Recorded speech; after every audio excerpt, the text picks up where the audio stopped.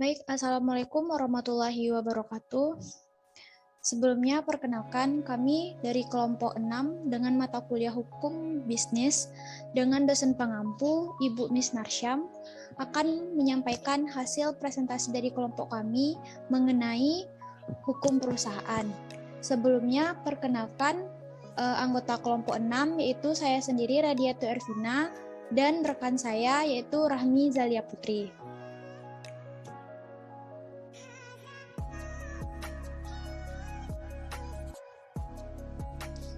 Baik, materi selanjutnya yang akan disampaikan oleh rekan saya kepada Rahmi dipersilahkan. Baiklah, untuk materi pertama yaitu ada perusahaan berbadan hukum. Yang pertama itu pengertian. Badan usaha berbadan hukum adalah badan usaha yang di dalamnya terdapat pemisahan kekayaan atau aset pemilik dengan harta kekayaan badan usaha. Dan proses pendiriannya membutuhkan pengesahan dari pemerintah terhadap akta pendirian dan anggaran dasarnya.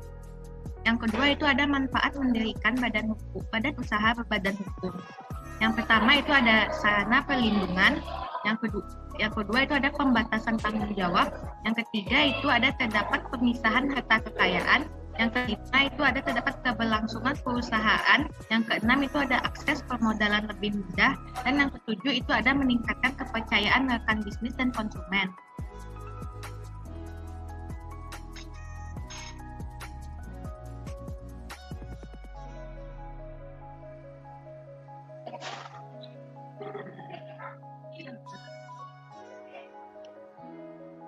Next, Win. Perusahaan berbadan hukum itu ada terdiri dari PT, BUMN, Koperasi, BUMD. Dan untuk materi kedua itu ada BUMDes dan NAG. Baiklah, untuk pertama itu ada PT. Yang pertama itu pengertian PT. Istilah perseroan terbatas dikenal dengan Namloze Venoscap Corporate Limited. Yang kedua itu menurut pasal 1 Undang-Undang Nomor 40 Tahun 2007, PT adalah badan hukum yang merupakan persekutuan modal, didirikan berdasarkan perjanjian, melakukan kegiatan usaha dengan modal dasar yang seluruhnya terbagi dalam saham, dan memenuhi persyaratan yang ditetapkan di dalam undang-undang serta peraturan pelaksanaannya. Yang kedua itu ada dasar hukum PT. Yang pertama, Undang-Undang Nomor 40 Tahun 2007 tentang perseroan terbatas. Yang kedua itu ada Undang-Undang Nomor 11 Tahun 2020 tentang Cipta Kerja.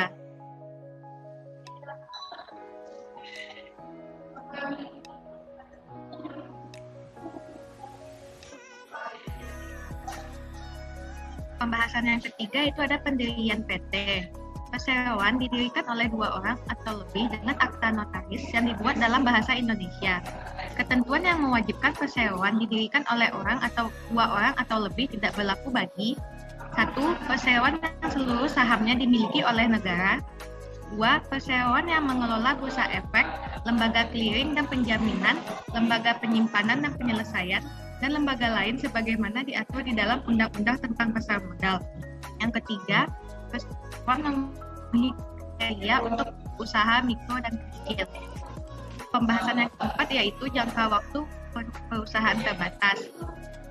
Perseroan pertama itu perseroan didirikan untuk jangka waktu terbatas atau tidak terbatas bagaimana ditentukan dalam anggaran dasar. Yang kedua, apabila perseroan didirikan untuk jangka waktu terbatas, lama jangka waktu tersebut harus disebutkan secara tegas. Misalnya untuk waktu 10 tahun.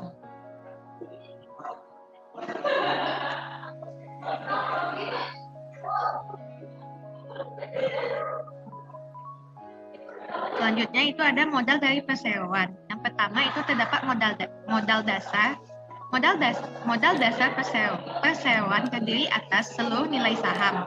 Yang kedua, modal perseroan. Modal dasar besarnya modal dasar ditentukan berdasarkan kesepakatan para pendiri PT. Yang kedua, modal ditempatkan dan disetor. Paling sedikit 25% dari modal dasar harus ditempatkan dan disetor penuh. Yang kedua, modal ditempatkan dan disetor penuh dibuktikan dengan bukti penyetoran. Yang ketiga, penyetoran dilakukan dalam bentuk uang atau dalam bentuk lainnya.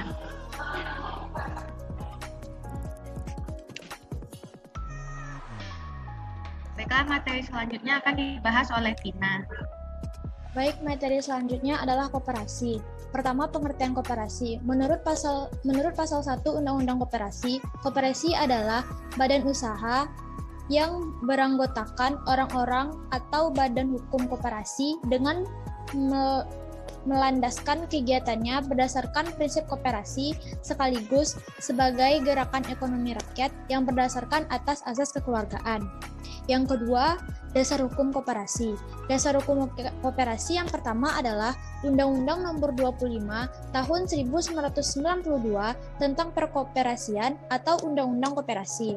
Yang kedua, Undang-Undang Nomor 11 Tahun 2020 tentang Cipta Kerja.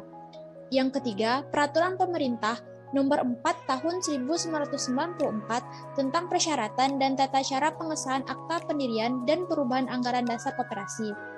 Yang ketiga, Peraturan Pemerintah Nomor 7 Tahun 1994 tentang Pembubaran Koperasi oleh Pemerintah.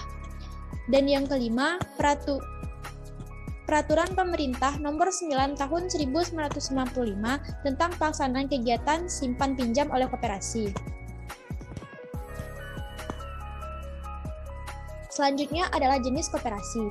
Berdasarkan pembentukannya, koperasi primer adalah koperasi yang didirikan oleh dan beranggotakan orang-orang yang dibentuk paling sedikit 20 orang, atau menurut pasal 6 ayat 1 Undang-Undang Koperasi. Yang kedua, koperasi sekunder adalah koperasi yang didirikan dan beranggotakan koperasi yang dibentuk paling sedikit 3 koperasi menurut pasal 6 ayat Undang-Undang Koperasi. Yang kedua, berdasarkan kegiatan usahanya.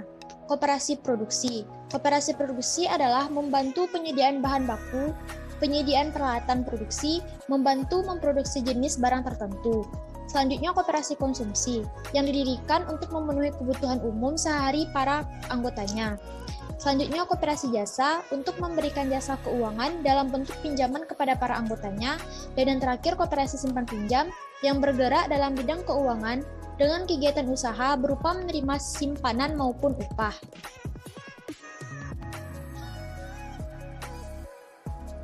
Selanjutnya, modal koperasi. Modal koperasi terbagi dua. Yang pertama, modal sendiri dan modal pinjaman. Modal sendiri yaitu berupa simpanan pokok, simpanan wajib, dana cadangan, hibah.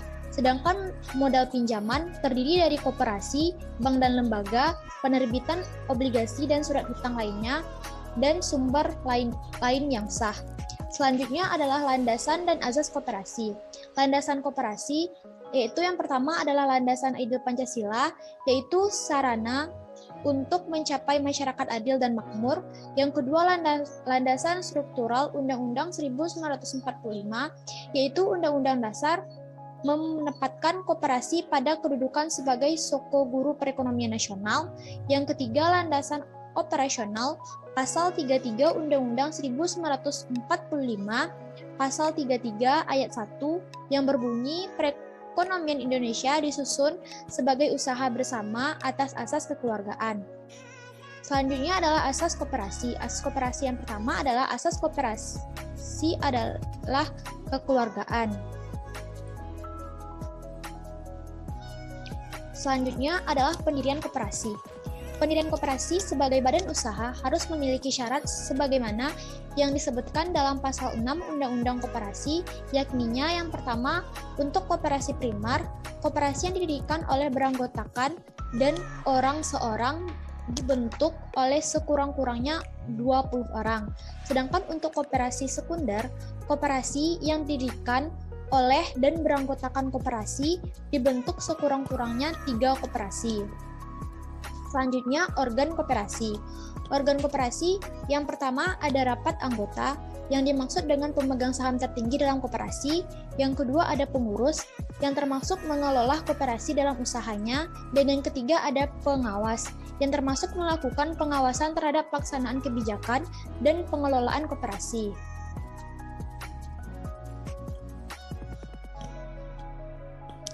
Selanjutnya, pembubaran koperasi. Pembubaran koperasi diatur dalam pasal 46-50 Undang-Undang Nomor 25 Tahun 1992. Ada dua cara untuk membubarkan koperasi. Yang pertama, keputusan rapat anggota sekaligus pemegang saham, kekuasaan tertinggi berhak membubarkan koperasi. Pemberitahuan pembubaran paling lama 14 hari sejak keputusan rapat. Yang kedua, keputusan pemerintah atau pejabat koperasi. Alasan pembubaran oleh pemerintah, yang pertama tidak memenuhi undang-undang koperasi, yang kedua kegiatan koperasi bertentangan dengan ketertiban umum dan kesusilaan, yang ketiga kelangsungan hidup koperasi tidak dapat diharapkan. Selanjutnya akan disampaikan oleh rekan saya, Rahmi. Kepada Rahmi dipersilahkan. Baiklah, materi selanjutnya itu ialah BUMN. Yang pertama ada pengertian BUMN. Menurut Undang-Undang Nomor 19 Tahun 2003, BUMN adalah badan usaha yang seluruh atau sebagian dasar modalnya dimiliki oleh negara melalui penyertaan secara langsung yang berasal dari kekayaan negara yang dipisahkan. Materi kedua ada tujuan BUMN. Yang pertama itu memberi sumbangan bagi pertumbuhan dan perkembangan ekonomi nasional. Yang kedua, menambah penerimaan negara dari berbagai sektor usaha BUMN. Yang ketiga, untuk memperoleh keuntungan dari semua sektor usaha BUMN. Yang keempat, bertanggung jawab atas penyediaan barang dan jasa yang berkualitas untuk memenuhi hajat hidup orang banyak. Yang kelima, menjadi perintis berbagai kegiatan usaha yang belum dilakukan oleh pihak swasta dan koperasi. Yang keenam, berpartisipasi aktif dalam membimbing dan membantu koperasi dan masyarakat.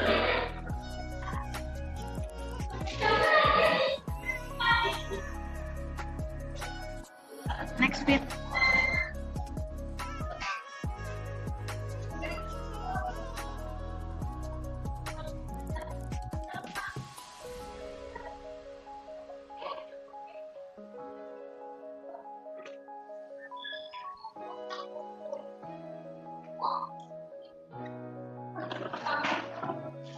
Selanjutnya ada fungsi BUMN. Yang pertama itu BUMN menyediakan produk-produk barang dan jasa yang bernilai ekonomis yang tidak disediakan oleh badan usaha milik swasta. Yang kedua, BUMN menjadi alat pemerintah Indonesia untuk mengelola dan menata kebijakan perekonomian masyarakat Indonesia. Yang ketiga, sebagai badan usaha yang menyediakan layanan untuk masyarakat, terutama untuk menyediakan barang dan jasa demi pemenuhan kebutuhan orang banyak.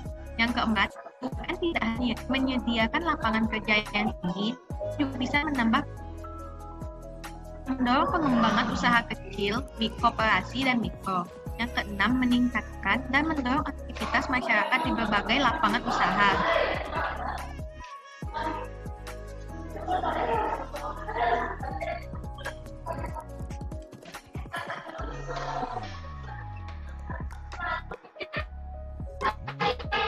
Selanjutnya ada ciri-ciri BUMN. Yang pertama itu melayani kepentingan masyarakat umum. Yang kedua itu berusaha memperoleh keuntungan. Yang ketiga, pemilik modal mayoritas adalah negara, baik pemerintah maupun daerah. Yang keempat, tujuan usahanya untuk menciptakan kemakmuran rakyat. Yang kelima, bidang usahanya sektor-sektor yang vital atau strategis. Yang keenam, berstatus badan hukum dan tunduk kepada hukum yang berlaku di Indonesia. Yang ketujuh, penguasaan badan usaha dimiliki oleh pemerintah. Yang kedelapan, pengawasan dilakukan baik secara hierarki maupun secara fungsional oleh pemerintah. Yang kesembilan, kekuasaan penuh dalam menjalankan kegiatan usaha berada di tangan pemerintah. Yang kesepuluh, pemerintah berwenang menetapkan kebijakan yang berkaitan dengan kegiatan usaha. Dan yang terakhir, semua risiko yang terjadi sepenuhnya merupakan tanggung jawab pemerintah.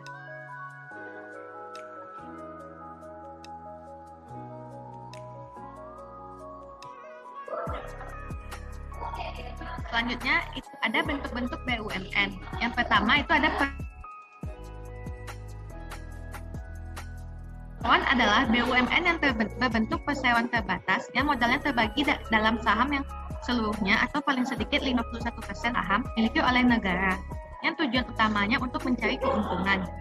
Ciri-ciri persero, yang pertama itu pendirian persero diusulkan oleh menteri kepada presiden. Yang kedua, statusnya berupa perseroan terbatas yang diatur berdasarkan undang-undang. Yang ketiga, sebagian atau seluruh modalnya adalah milik negara dari kekayaan yang dipisahkan. Yang keempat adalah organ persero adalah RUPS direksi, dan komisaris. Yang kelima, dipimpin oleh direksi. Yang keenam, tidak mendapat fasilitas negara. Yang ketujuh, pegawainya berstatus pegawai negeri. Contoh-contoh dari PSEO itu tersendiri adalah yang pertama itu ada PT Pertamina, PT Kimia Farma, PT Telekomunikasi Indonesia, dan PT Garuda Indonesia.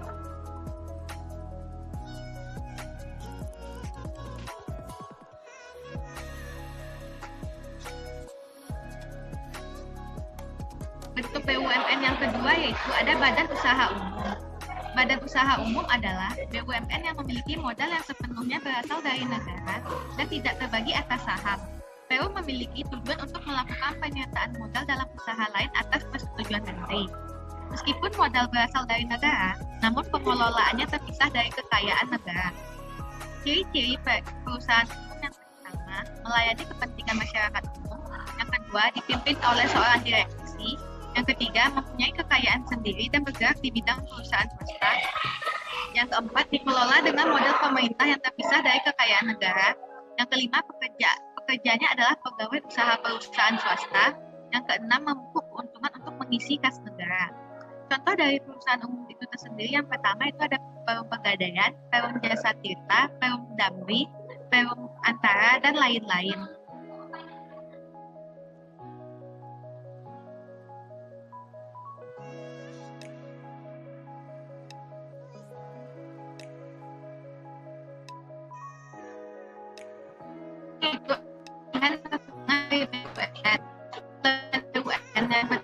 Menguasai sektor yang vital bagi kehidupan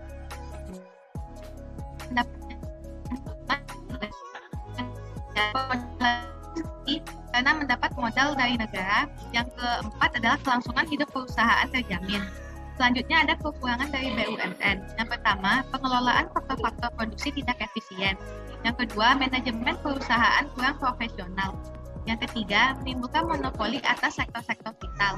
Yang keempat, pengelolaan perusahaan terhambat dengan peraturan-peraturan yang mengikat. Yang keempat, sulit memperoleh keuntungan bahkan seringkali merugi.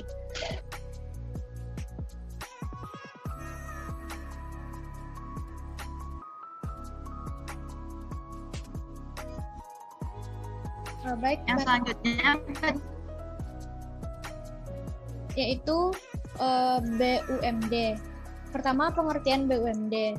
BUMD adalah badan usaha milik daerah, perusahaan yang didirikan dan dimiliki oleh pemerintah daerah. BUMD dikelola langsung oleh pemerintah daerah dan dimodalkan oleh pemerintah pusat yang berasal dari kekayaan daerah tersebut. Yang kedua adalah dasar-dasar hukum BUMD. Yang pertama, Undang-Undang Nomor 5 Tahun 1962 tentang Perusahaan Daerah. Yang kedua, Undang-Undang Nomor 32 Tahun 2004 tentang Pemerintah Daerah. Yang ketiga, Undang-Undang Nomor 33 Tahun 2004 tentang Perimbangan Keuangan antara pemerintah pusat dan pemerintah daerah. Yang keempat, Undang-Undang Nomor 25 Tahun 2004 tentang Perencanaan Pembangunan Nasional. Yang kelima, Undang-Undang Nomor 10 Tahun 2001 tentang Pembentukan Usaha Milik Daerah. Dan yang keenam ada Perda Nomor 7 Tahun 2008 tentang penyertaan modal pemerintah Kota Dumai pada Badan Usaha Milik Daerah atau BUMD. Selanjutnya adalah tujuan BUMD. Yang pertama, memberikan sumbangan pada perekonomian nasional dan penerimaan kas negara dan daerah. Yang kedua, mengejar dan mencapai keuntungan. Yang ketiga, pemenuhan hajat hidup orang banyak. Yang keempat, perintis kegiatan-kegiatan usaha.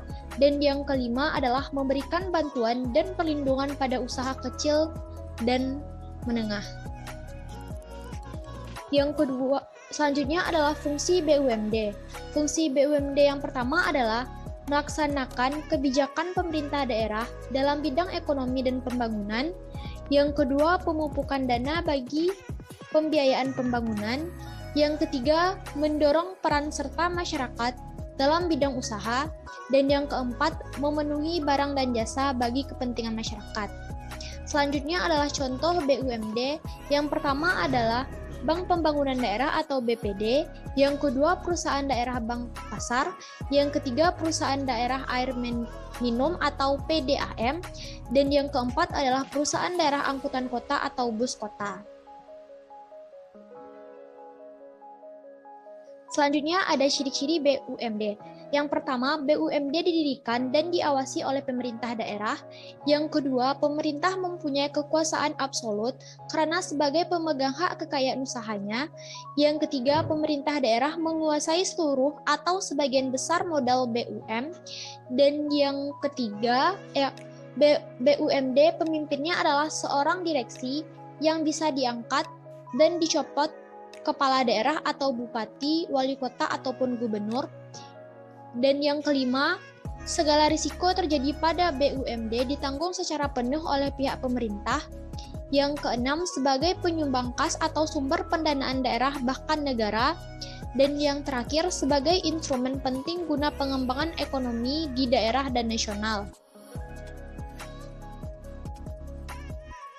Selanjutnya ada kelebihan dan kekurangan BUMD. Yang pertama, kelebihan BUMD, kegiatan ekonomi dilakukan untuk melayani kepentingan publik, memberikan kemudahan bagi masyarakat dalam memperoleh kebutuhan hidup berupa barang dan jasa, membuka dan memperluas lapangan kerja di daerah, mencegah monopoli pasar oleh para pihak swasta dan pemenuhan barang serta jasa di daerah, dan yang terakhir mengisi kas daerah yang memiliki tujuan ialah memajukan serta mengembangkan perekonomian daerah dan negara. Sedangkan kekurangan BUMD, yang pertama, fasilitas yang diperoleh dari negara itu tidak dimanfaatkan dengan secara maksimal di lapangan. Yang kedua, kualitas sumber daya manusia yang diperkirakan masih kurang. Dan yang terakhir, pengelola yang kurang efisien sehingga hal tersebut masih sering mengalami kerugian dalam usahanya. Materi selanjutnya akan disampaikan oleh rekan saya. Kepada Rahmi dipersilahkan. Selanjutnya itu ialah materi BUMDes atau NAG. Pengertian dari BUMDes adalah badan yang dibentuk atas inisiasi masyarakat dan atau pemerintah desa untuk mendayagunakan segala potensi ekonomi, kelembagaan perekonomian, serta potensi sumber daya alam dan sumber daya manusia dalam meningkatkan kesejahteraan masyarakat desa. Yang kedua, dasar-dasar hukum BUMDes. Yang pertama itu ada Undang-Undang Nomor 6 Tahun 2004. Kedua itu adalah Pemerintah Republik Indonesia Nomor 60 Tahun 2014 tentang dana desa yang bersumber dari anggaran pendapatan dan belanja negara. Yang ketiga itu Peraturan Presiden Nomor 12 Tahun 2005 tentang Kementerian Desa, Pembangunan Daerah.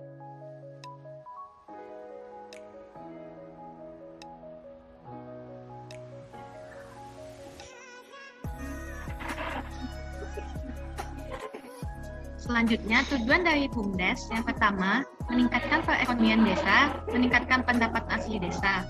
Yang kedua, meningkatkan pengolahan potensi desa sesuai dengan kebutuhan masyarakat, meningkatkan perekonomian desa, serta meningkatkan pendapatan asli desa.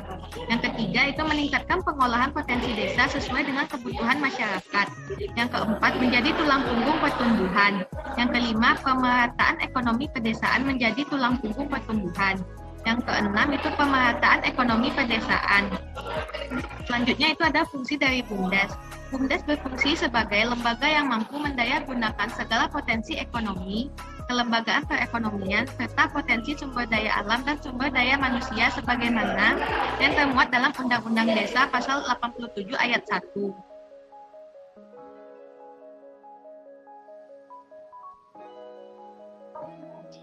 Baik, sekian dari kelompok kami. Apabila ada kekurangan, mohon dimaafkan. Assalamualaikum warahmatullahi wabarakatuh.